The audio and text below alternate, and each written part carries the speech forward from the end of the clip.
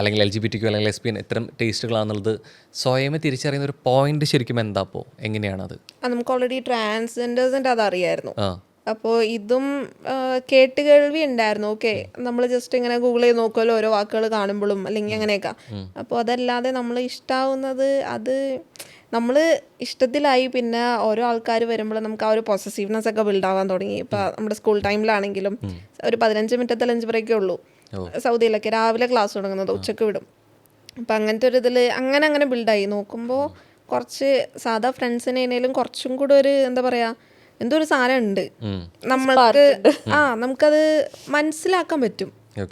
ഒരു change of behaviour, അല്ലെങ്കിൽ നമുക്ക് ഒരാൾ വരുമ്പോൾ ഭയങ്കര ഇതായിട്ട് തോന്നുന്നു, കിസ് ചെയ്യാൻ തോന്നുന്നു, അങ്ങനത്തെയൊക്കെ സംഭവങ്ങളൊക്കെ നമുക്ക് തോന്നലുണ്ട്. സോ പിന്നെ ഗ്രാജുവലി മനസ്സിലായി ഇഷ്ടമാണ്. അങ്ങനെ തന്നെയല്ലേ എല്ലാ ഇഷ്ടം മനസ്സിലാകുന്നത്. സോ അതിനുള്ള പോസിബിലിറ്റി അങ്ങനെ ചിന്തിച്ചിട്ടുണ്ടോ? ഇനി ബൈസെക്ഷൽ ആവോ, അത്തരത്തിലുള്ള ഇഷ്ടം പിന്നീട് തോന്നുമോ, അങ്ങനെ ഒരു ചിന്ത പോയിട്ടുണ്ടോ ശരിക്കും? ഉള്ള ഇഷ്ടത്തിൽ കോൺഫിഡന്റ് ആണെങ്കിൽ പിന്നെ നമ്മൾ അങ്ങനെ ചിന്തിച്ചിട്ടില്ല ഇത്. ഓക്കെ. ഇല്ലേ? റിയലൈസ് ചെയ്തിട്ടില്ല.